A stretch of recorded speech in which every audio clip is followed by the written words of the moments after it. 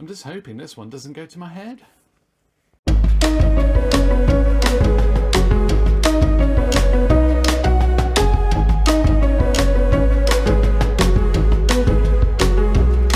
Hello and welcome to another MrBetaByte video, and this one's a little bit different insofar as we are using a video head tester to test a few head discs. Well, maybe the most exciting thing in the world, but interesting because these head disc testers, or head drum testers, depending whether it's VHS, beta, or whatever, they only give an idea of how good the heads are. So just because a head is reading good on this, it doesn't necessarily mean that it is good, but it is quite useful to see how worn a head chip is, and just how good the head chips are.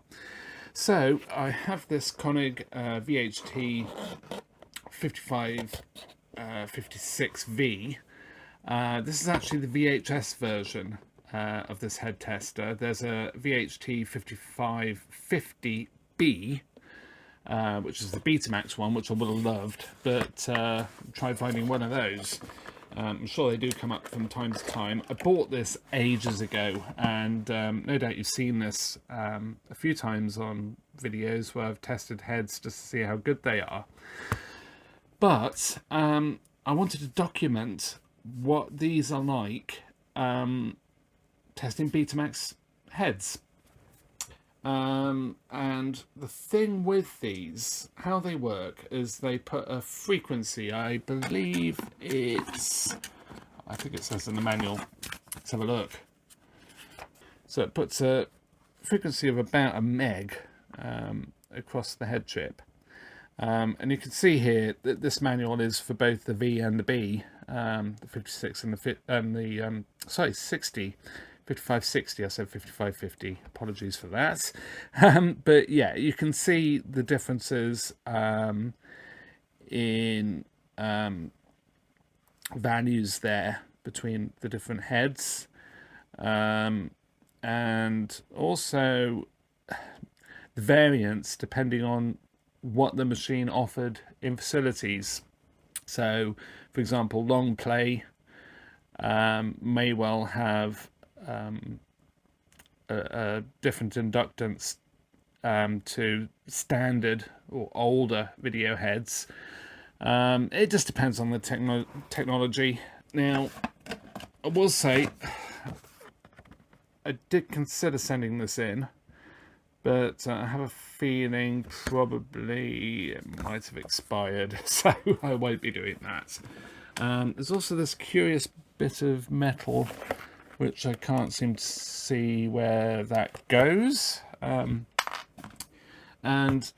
I left a battery in it and it went flat. There seems to be some leakage on the switch, so yeah, it's running the batteries flat even when it's switched off.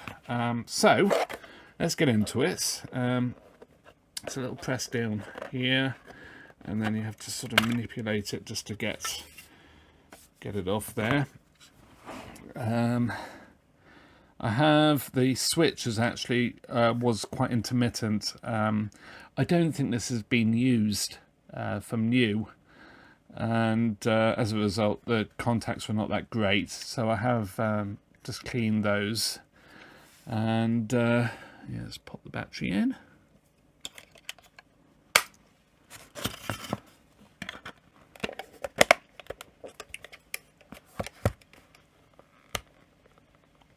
So you can see what happens. It seems to vary, but the meter seems to be on when it's off. So turn it on, see the indicators lit up. So I have these heads here. These are basically for C20, C30, C40, which does not exist, HF100 NTSC model, which is just crazy. HF100, it has additional heads for the hi-fi side of things. No idea why it's quoting that. It's a genuine Sony head head disc. So let's test it, and basically what I want to see is how it reads in the different A, B, and C values. So yeah, well, let's crack on. Okay, so on the A range, it's actually saying that they're good. 5.5 between 5 and 6. So that's actually pretty good. A pretty good range to test them with, to be fair. Range C. Okay, Sony, it's saying B for the C20. So let's put it on B.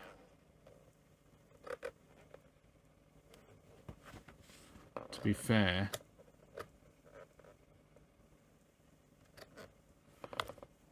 it's reading good. So I'm happy that on range B, with a C20 head, C20, C30, C40, F1, F30 head, this will read genuine. It's a genuine reading, even though it's, you could argue it's not actually the right frequency. I'm happy with that. I will test some heads that are worn, just as a comparison, but that's really good to know. So, yeah, let's actually try a worn head. Okay, so this is a used F1 head. It probably is okay, actually, but the meter sort of confirms that is still a very good reading, and I'd be happy to reuse these heads in a machine. And yeah, that's actually really encouraging. Oh no, tell a lie. This is from an F30. This is the broken head chip. So that head chip is actually, although it's broken, it's still intact. It's still got a connection. So yeah, that's actually really quite cool that I've managed to get a reading off that. But it's saying the heads are fine, and that's sort of thing. The thing about it is the chip itself could be distorted or damaged. Like, when I say damaged, not chipped, but scratched. And you would not necessarily pick it up with this meter. So, like I say, you have to take it with a bit of a pinch of salt. If the head was contaminated, I think it would still read okay. So, like that HF100. So we actually have some bad HF100 heads here, but I don't think they're the ones with the... remember the HF100 that had the cotton wool bud wool all over the head chip? That would probably read okay on here, but of course it's ruined. It's just totally ruined as a result of the wool. Although some of the chip was broken off, so that would read here. So yeah, ignore what I'm saying. But yeah, so it's testing the integrity of the inductance of the chip and how much wear there is on that chip and nothing else. If there's any physical damage, short of obviously a bit of the chip being broken off, this will not pick that up. Obviously with the bit of the chip knocked off, it will change the inductance, so the frequency would be wrong, so it will read bad again. So let's try these HF100 heads. Okay, so these I know are bad. I've been ripped bad on them, and you can see they are very worn. And And I remember these are from that the really good HF100. And we've got the series of 3 videos. I don't even know if the 4th one will ever be made, to be honest, because there's so much wrong with it. It really is a high hours machine. I might just use it for parts, but we'll see. And let me know in the comments, should I keep on with it? I mean, it's a very handsome looking machine, but honestly, it's just one thing after another. On the other hand, I've done a lot of work on it, but you can see that the video heads are reading bad. But what about the hi-fi heads? The hi-fi audio heads on European machines, obviously separate. Transformer sits on the top, got the pegs, and the chips are actually much thinner. So yeah, let's try that. Okay, so we're now on the stand-ups sections of the head disc, and you can see they're reading bad as well. They're reading worn. Interestingly, they don't read as bad as the video heads, so that might be something to take into consideration, that this might not be an accurate view of how worn those head chips are. On the other hand, I don't know. I mean, the inductance is going to be slightly different anyway because of the lack of material. But then you'd expect them to read worse, not better. But yeah, quite interesting that they read like that. So yeah, good stuff. Okay, so I thought I'd just have a look at this really crusty head disc.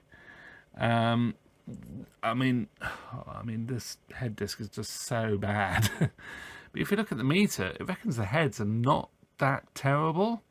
Well worn, but they're not that terrible. I mean, the book basically says, where are we?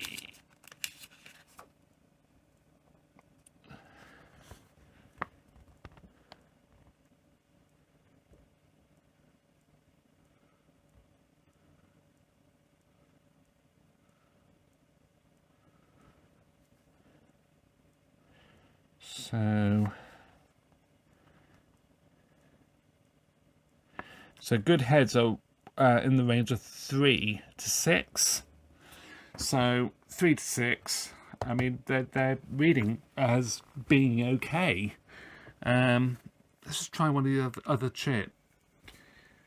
So I think I see why I retired this head disc. Not only because it's really very, very corroded, but we have an open chip, so nothing at all on the meter. Let's try the other chip. I've actually had a few of these with the one of the 2 heads that are bad.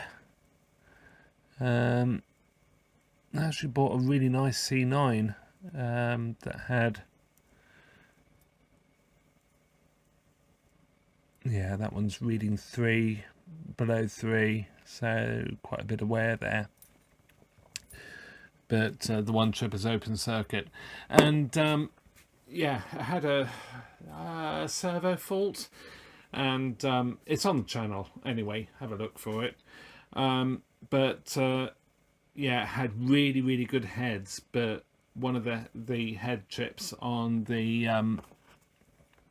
double head was open circuit, so it had really bad stills, and that was really depressing because it was really a very nice machine. So there is one head disc I would like to test, but I don't have one available just at the minute, and that is an HF950. Now that's a Super Betamax machine, hi-fi as well, so it has I think it's actually a 4 head plus the hi-fi heads. Could be wrong, might be 3 head plus hi-fi, but I will check one of the those head discs in a future video. So subscribe, click that notification icon so you don't miss out. But I hope that's sort of a bit interesting and sort of maybe useful. If you do have one of these VHS testers, head testers, or you pick one up off eBay or wherever else, you know, it's really a useful tool, even though it really is designed for VHS. I mean, I have more heads here. So I actually have Toshiba V31, V9600, and this could be quite fun.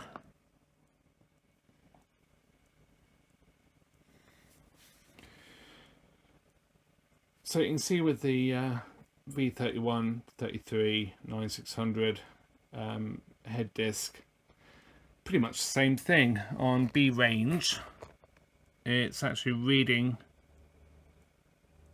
as good. Deflection isn't quite the same as with the Sony head, but it's giving you a good indication of how good the heads are. So yeah, that's actually really useful. So I've got one more head disc to check. So yeah, let's crack on.